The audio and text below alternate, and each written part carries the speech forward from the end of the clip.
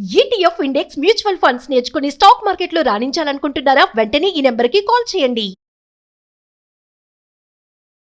నమస్తే, welcome back to Suman TV. Present మనతో పాటు ఉన్నారు TEDx speaker, legendary award winner in real estate, realtor oxygen founder and CEO doctor Nandi Rameshwar Rao గారు. నమస్తే sir. Sir, నన్ను ఒక డౌట్ అడిగారు. ఇప్పుడు అది నేనే తీసుకొని చెప్తాను. ఇప్పుడు నేను అపార్ట్మెంట్లో ఉంటున్నాను. అయితే నా ఓనర్ ఇక్కడ ఉండడు, ఓనర్ వేరే చోట ఎక్కడ ఉంటారు. బట్ ఏంటంటే ఆ హౌస్కి రిజిస్ట్రేషన్ లేదు. ఇప్పుడు నోటీస్ వచ్చి నన్ను ప్రెజర్ చేస్తున్నారు వాళ్ళు.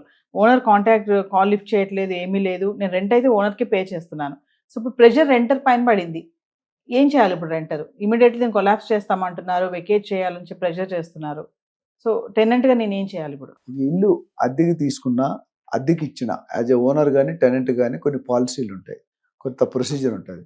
ఫర్ ఎగ్జాంపుల్, మీరు అద్దెకి తీసుకోవాలనుకుంటున్నారు, ఓనర్ని కలుస్తారు. కలిసినప్పుడు ఓనర్ని మిమ్మల్ని కొన్ని డీటెయిల్స్ అడుగుతారు, మీరు ఓనర్ని కొన్ని డీటెయిల్స్ అడగాలి. ఏం అడగాలి?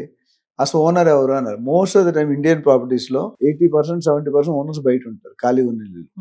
నేను వాడు కొనేసి వెళ్ళిపోయి డబ్బులు ఉన్నాయని ఇక్కడ బినామీని ఎవరినో పెడతాడు, తమ్ముడినో చెల్లినో ఎవరినో పెట్టి రెంట్ తీసుకుంటారు.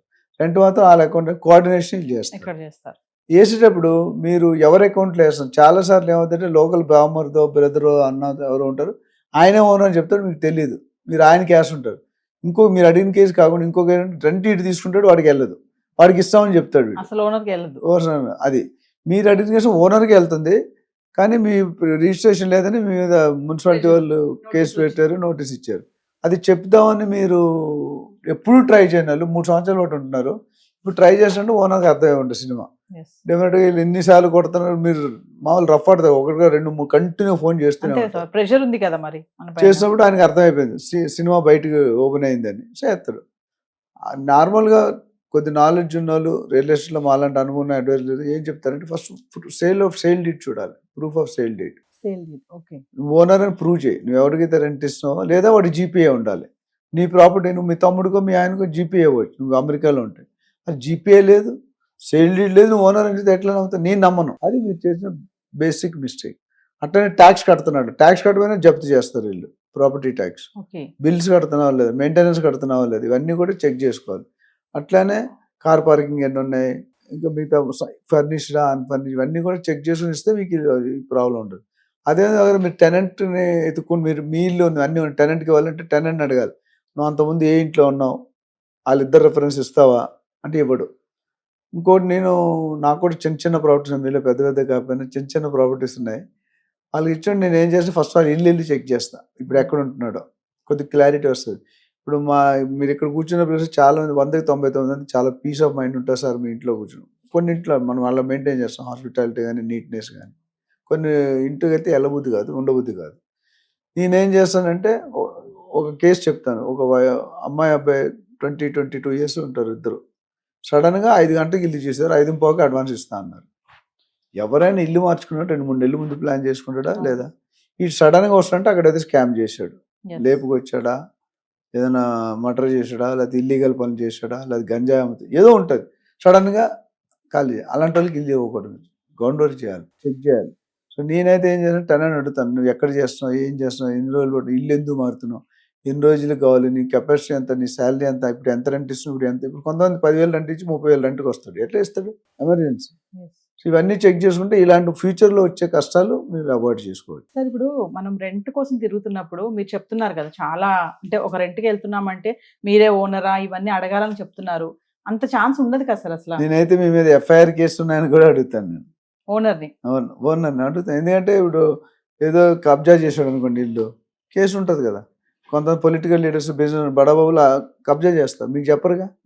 సో వాళ్ళు చెప్పని తెలుసుకోవాల్సిన బాధ్యత మనకుంది. నువ్వు తప్పడట్లేదు కదా సార్, మీరే ఓనరా, ప్రూఫ్ ఇవ్వండి. కార్పొరేట్ కంపెనీ ఆ బిల్డింగ్ ఓనర్ పేరు తెలియకుంటే డాక్యుమెంట్ ఎట్లా ఇస్తారు? రెంట్ పే చేయాలంటే మనకు ప్రూఫ్ ఉండాలి కదా.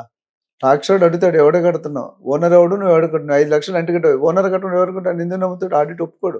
కమర్షియల్ కాబట్టి ఓకే, ప్రూఫ్ అంటే ప్రూఫ్ అడిగితే ఇస్తాడు సార్ ఓనర్. ఇస్తారు, చూపించాలి, మనకి కాపీలు ఇవ్వకర్లే, మనకి అట్లీస్ట్ చూపించాలా. కార్పొరేట్ కంపెనీలో అయితే జెరాక్స్ కాపీ కూడా ఇవ్వాలి, మనం కట్ చేసి ఇస్తాం. వాడు 4G చేయకుండా, 4G చేసే మనిషి అనుకో కష్టం. ఇప్పుడు లేడీస్ ఎక్కువ మోసాలు చేస్తాం జెంట్స్ కంటే.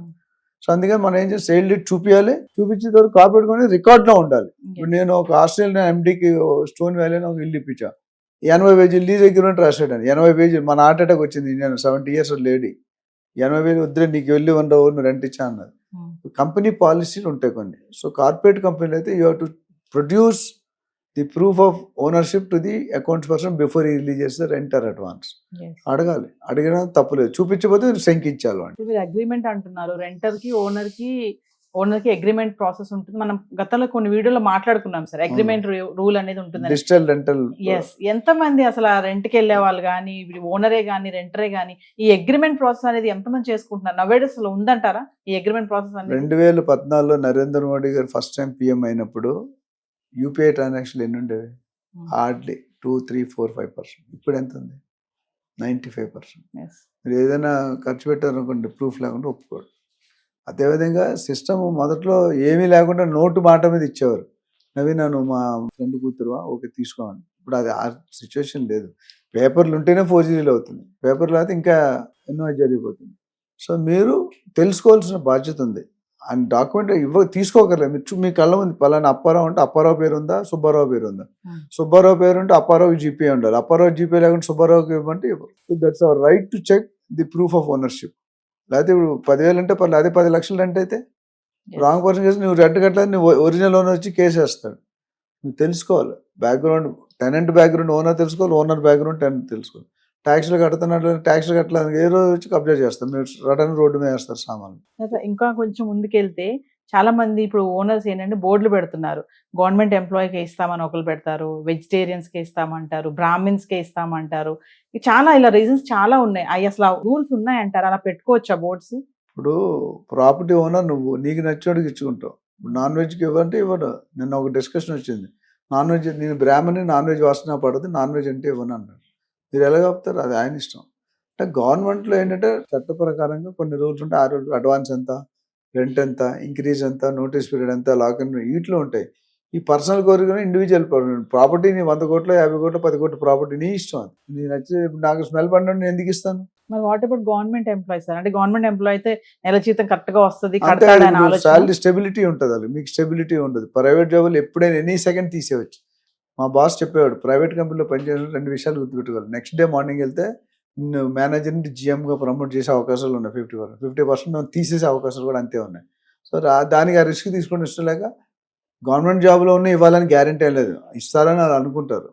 నీ ఫేట్ బాగోపోతే ఎవడేం చేయలేడు, నీ ఫేట్ బాగుంటే ఎవడేం చేసేది. It all depends upon the relationship between the tenant and the ownership. So owner ఎలా అయితే టెనెంట్ డీటెయిల్స్ అడుగుతున్నాడో, టెనెంట్ కూడా ఓనర్ 120% అడగాలి. అడగకపోతే నీ తప్పు, నీ ప్రాబ్లం.